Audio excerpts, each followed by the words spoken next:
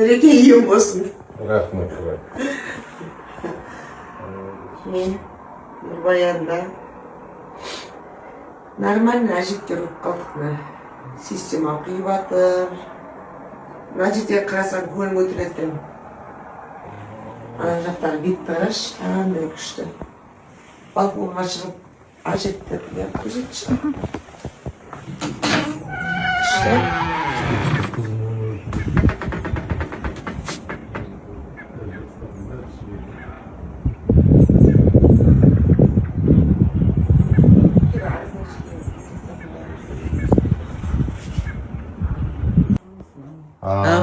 Мен жай жіберетін система ма?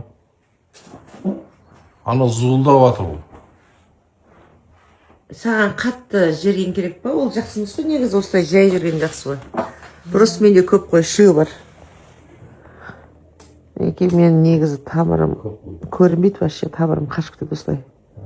2-дің бір саламайды маған. Сол үшін жаңа Баянның өзі келіп сап кетті. Андай керемет бит.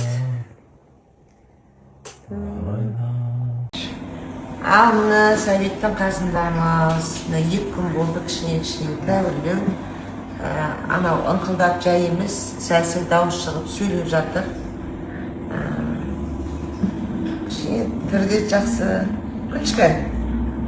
Жақсы өлмейтін болдым. Өлмейтін болды.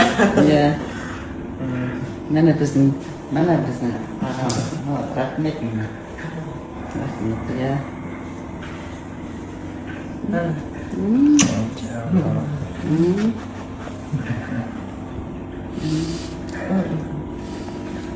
Өлмейтін.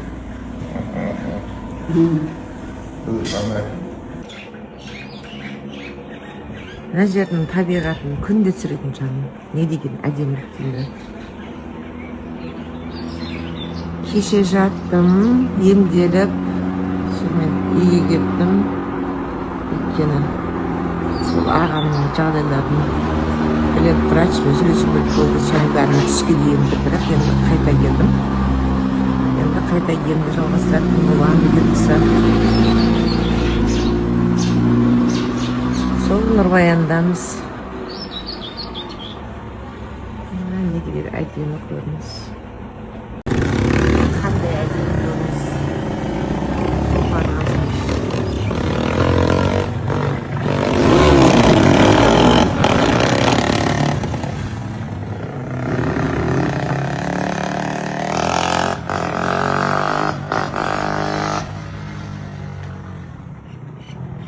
Қалайсың Айсұлтан?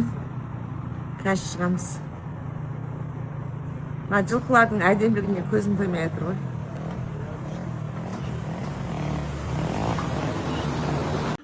Ағайындар міне. Құдай қаласа Алматы қаласында таудың көктеріне Үлекен екеуміз кішкене мына бауырға ем алайын деп келіп қалдық. Керемет екен мына жер енді әрі бәлінса. Мен бәлінсаға келдім ғой десем, бір жағы санатория сияқты екен. Аңғарсаңыздаршы, балконға шықсаң таудың көктері, таза ауа, мынау не деген природа айналайын ау. Шетелге барасың, бәрін қолдан жасап қойған, бізде бәрі табиғи. Не деген керемет деймін ғой мынау. Өзі 3 этажды здание екен. Бүкіл жағдай қарастырылған енді. Азанда сағат 7-де тұрғызып алады екен. Содан ем басталады. Арасын 10 минуттан үзіп қолынан ұстап әкете береді. Әр қайсысы бір. Аладинда студент кезде. Осыны өтіп қойды, өзім пашақ-пашақ жыратын ғой. Тұздайтын қазірден шамам жетпей тұр енді оны. Ертең базарға барып кесіп туғанда деп тұрмын. Оның барлығын тұздадым. Аларды бұрыштап, чесноктап, жаңа тұздап, қазыға дайындап қойдым кесенді. Қалғандары енді су аққаннан кейін салқын ауаға желдетіп жайлатын болған. Сосын әдемі ол сәлеметші бұйыртса ұйықтайыншы деп ойлаймын ғой, әйтеуір бір нәрсе шығып тұрады ғой. Түн жарымда Шымкентке тапсырып берген ғой, 2 шілік жылқының еті, осы бір қойдың еті деп сөйтсем, мына қойды бөлмесінен салып жүрген ғой. Өзім де ұмытып кеттім, соны айтпай. Енді мынандай бөлейін десем шамам келмей жатыр. Үйде ешкім жоқ. Ана Филиппиндамыздың қолынан түк келмейді. Ол білмейді ғой бұндайды. Енді мынаның барлығын тілшелеп, тұздап кептіру керек. Бүгін айдай дипломны алып ол кетті Бешірге. Индирамыз Түркияда демалып жатыр. Қолдың құрты, қолдың жұмыртқасы. Бәрі қолдікі. Осылай қолдан таныстардың жайылған жылқысынан сойдыртқан еттерін алып жетпесеңіздер, қазір қиын кетті өзі. Қолдың қойы өздері баққан адамдардың алып жатырмыз. Іске сәт енді амал жоқ қой. Бұған да шүкір. Al Құдай. Құдай жоғарлаңыз. Құдай. Как отдыхали? Нормально? Жақсы болды.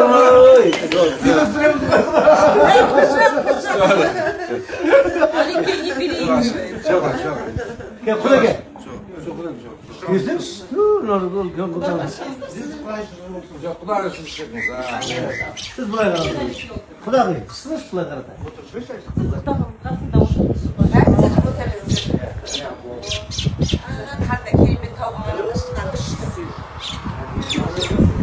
Қазір келеді, шай келеді қазір Құдай қаласа. Қара шай ма, сүт шай ма? Tashkent'e jirgesi, Tashkent çay içmiyor. Anау екен, анау біздің Алматыдағы қанаттары бар екен, көрдіңіз ба? Қандай керемет. Тұрғай var mı bugün? Ha. Biz Тұрғай var bugün bugün. Nam. Ja, жақсы. Керемет, керемет. Tavda karanlık. Естественно, болады, мен де Құдаларыңды бастап, Құдай өтесін. Жақсы. О, Менің Жігітім енді қызыңыз. Мен өзімді қожайын. Құдағидың камерасын түсіріп жатыр. Райбиға Құдай қазір келіп қалады. Бассейнде жүр ол кісі. Құдай қаласа келіп қалады.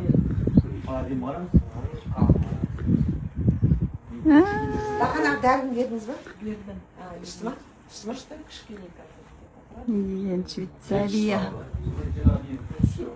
Өткенде де Отасына әрмайды тәскелеп.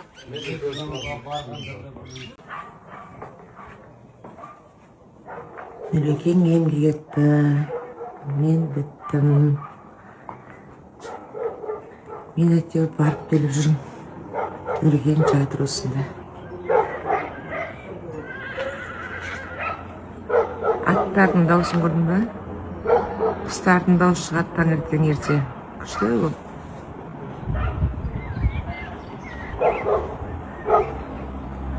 Мына жердегі үйлер құртып тұр иә табиғатта.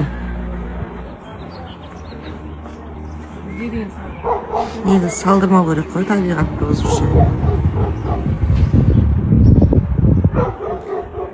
Жұлдыз папасының жағдайын сұрап келді. Яки. Күшті жерде жатырсыздар. Иә. Мына терезеден таңертең мына жерден қараған кезде көрмейсіз бе? Вообще күшті көрінеді ғой.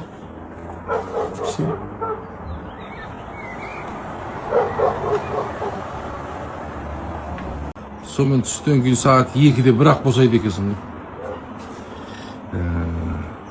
Тамақ тек әбетте береді екен, қалған уақытта жеңіл, өңшең, жаңағы диетический дейм ма немене алам. Енді сонысына кішкене үйрене алмай жатырмын, атақ.